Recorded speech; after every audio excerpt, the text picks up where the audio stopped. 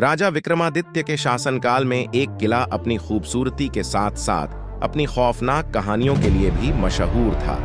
इस किले की सुरक्षा एक खतरनाक राक्षस करता था, जिसका सिर इंसान का, शरीर शेर का और पूंछ बिच्छू जैसी थी। लेकिन इसके अलावा किले के अंदर एक और राज था। एक बेहिसाब खजाना छुपा हुआ था, जिसके बारे में सिर्फ कुछ चुनिंदा लोग ही जानते थे। एक दिन राजा के जंगल में एक खुफिया समूह दाखिल हुआ।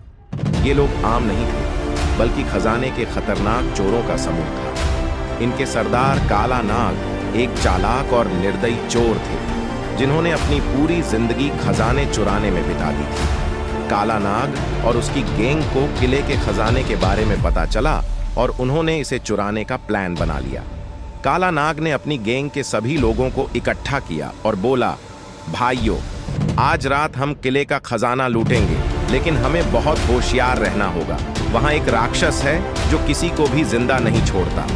चोरों में से एक लंगड़ा रामलाल बोला, सरदार, अगर वह राक्षस सचमुच इतना खतरनाक है तो हम उसे कैसे हरा पाएंगे? काला नाग मुस्कुराया और बोला, तुम लोग अपनी चतुराई का इस्तेमाल करो और सही समय पर भागने की कला सीखो। अगर सब कुछ ठीक रहा तो हम खजाना ले लेंगे और राजा के साम्राज्य में हम सभी अमीर बन जाएंगे। इसी बीच राजकुमारी लीला को खजाने और राक्षस के बारे में जिज्ञासा हुई, इसलिए उसने अपने पिता से अनुमति लेकर जादूगर डंबलडोर के साथ किले की ओर रवाना होने का निर्णय लिया। राजा विक्रमादित्य ने उसे चेतावनी दी कि किले में जाना खतरनाक हो सकता है, लेकिन लीला के दृढ़ संकल्प को देखते हुए उन्होंने अनुमति दे दी। जैसे ही लीला और डंबलडोर किले में पहुंचे, उन्होंने महसूस किया कि वहां किसी और के कदमों के निशान भी हैं। जादूगर डंबलडोर ने हैरान होकर कहा, लगता है हम अकेले नहीं हैं। लीला ने कहा, यह जरूर चोरों का समूह है जो खजाने पर नजर रखे हुए है। हमें बहुत होशियार रहना होगा। किले के बड़े हॉल में पहुंचते ही चोरों का समूह, लीला, जादूगर डंबलडोर और राक्षस सभी आमने सामने आ गए।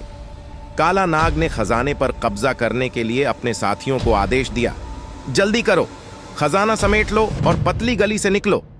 लेकिन जैसे ही वे खजाने के पास पहुंचे, राक्षस ने दहाड़ते हुए कहा, किसी में हिम्मत है जो मेरे खजाने को छूने की कोशिश करे? चोरों ने अपनी तलवारें निकाली और राक्षस पर हमला किया, लेकिन राक्षस की ताकत और गति ने उन्हें डर से भर दिया। लंगड़ा रामलाल ने डरते हुए कहा, सरदार, ये तो मौत का फरिश्ता है। लीला और जादूगर डंबलडोर ने मौके का फायदा उठाते हुए राक्षस पर हमला किया। लीला ने कहा, काला नाग, अगर तुम यह खजाना लूटने से बाज आ जाओ तो हम तुम्हें जाने देंगे, वरना तुम्हारी खैर नहीं। काला नाग ने हंसी के साथ जवाब दिया, तुम हमें कैसे रोक सकती हो राजकुमारी? यह खजाना आज हमारा है। अब एक तरफ लीला और जादूगर डंबलडोर थे और दूसरी तरफ चोरों की गैंग और राक्षस। लीला ने जादूगर को इशारा किया और डंबलडोर ने अपना जादुई मंत्र पढ़ा। एक रोशनी का गोला राक्षस की आंखों पर पड़ा और उसे कुछ समय के लिए अंधा कर दिया। उसी समय लीला ने अपनी तलवार निकाली और राक्षस पर वार किया।